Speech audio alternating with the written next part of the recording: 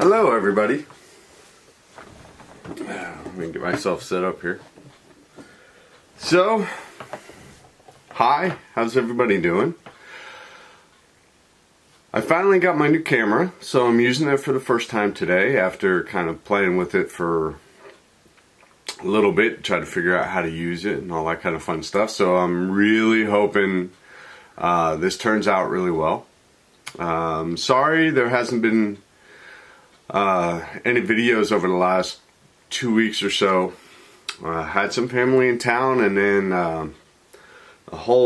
my wife, daughter, and I came down with vicious cold or virus or whatever it was. It wasn't quite the flu, but it was darn close, and it just wiped us out. And wife missed a couple of days with work. Luckily I was off for a few days, but was just absolutely wiped out and finally starting to actually feel better. So that's a good thing. So painting wise, I haven't gotten anything done. I was, for those few days that I was sick while I was home, I didn't want to do anything at all. I didn't even want to think about picking up a paintbrush or even looking at a paintbrush. So I didn't do anything but sleep on the couch. But since then, I have been working on some more Warrior Hispanic Secession troops. So, see how these things, see how this focuses. Hey, that's pretty good. So I have been working on this unit. It's almost done. I just have to finish up the flag and they'll be taken care of. I ended up priming some commanders. See if they'll focus here. There we go. I primed, let's see, 2, 4, 6, 8, 10 commanders that I'm going to paint up over the next week or so. Also finished building and now priming my 1/16 scale French Musketeer. So I'm going to start painting that soon. Actually primed up pretty well, so I followed, there's actually a term for this and I can't remember what it is, but essentially you prime black and then once that dries you overspray it with white at a 90-degree angle. That way you can just pick out the highlights. So on the painting front, that's kind of what I've got. Again, not a whole lot of progress just because I've been so sick. I also started my 28mm Bavarians. Just kind of got the pants started, and then I got sick, and that was the end of that. I'm going to show you a few things that I picked up over the last couple of weeks. I don't know if anybody's ever seen these books before, but if you're into painting figures, especially large-scale figures, it's Mr. Black Publications. These are excellent books on painting figures by some master painters. And the nice thing about it is they cover not just they cover acrylic enamel and oil painting. And let me just find something here to show you. Oops.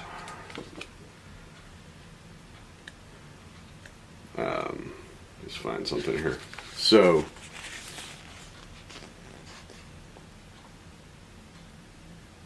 it's one of the articles in here, and it just kind of briefly goes over the colors they used, how they did things, a little step-by-step guide. Here's all the colors they used.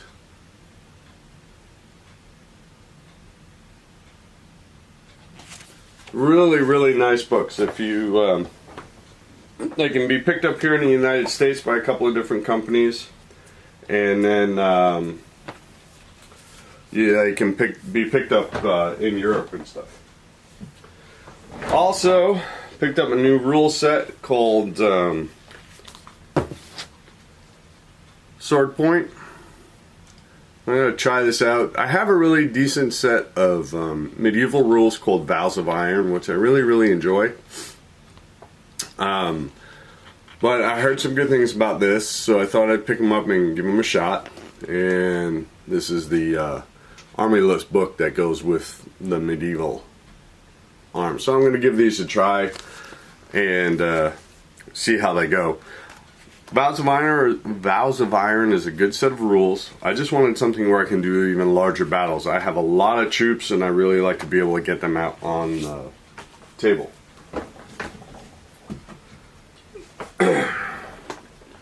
One more thing that I picked up. This figure painting guide by MJ Kim. He's from South Korea. Excellent figure painter. And inside this box is a book that he wrote, plus a 54mm scale figure to paint. And actually the price for this whole thing was actually rather reasonable. It was like $30 or something. You get the book, a figure, and the entire book is how to essentially paint in his style and paint that figure. So that was pretty cool. And then the last thing I got, I actually got a new board game. La Guerra di Gradisca. It's an Italian war game company, and this particular game is based on battles in Italy during the 30 Years' War, or in that time frame. So 1615, 1617. I really like things that board games, especially for Italy, that you don't really hear too much about. This group produces some excellent games, and I really like their stuff. The rules are written in both Italian and English, so you know anybody can pick them up. I'll put a link to this group, to this company in the comments below, in case you're interested. They have a bunch of different games. They have one thing that I do use it for is I have some of their medieval board games, and I use the scenarios for that for my medieval battles on the tabletop, because I like the wars among the city-states in Italy during the medieval period, and that's what I painted up my troops, my miniatures and everything else for, was for that. So that's really, it's just kind of a quick update. Let me just open the box real quick, I'll show you guys. I actually haven't even, I just took the plastic off of it.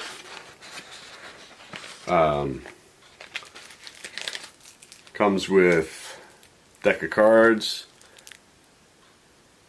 As you can see, they're written both in Italian and English. Couple sets of dice. See if I can.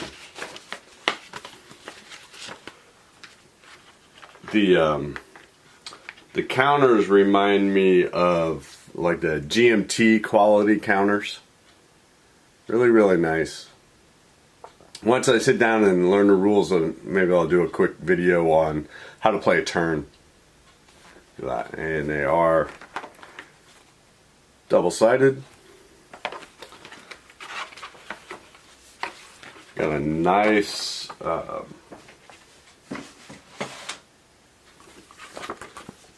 Nice rule book. Again, both Italian and English. So here's the Italian side, English. It's got nice color. And let's see if I can unfold the map. Kind of a large map.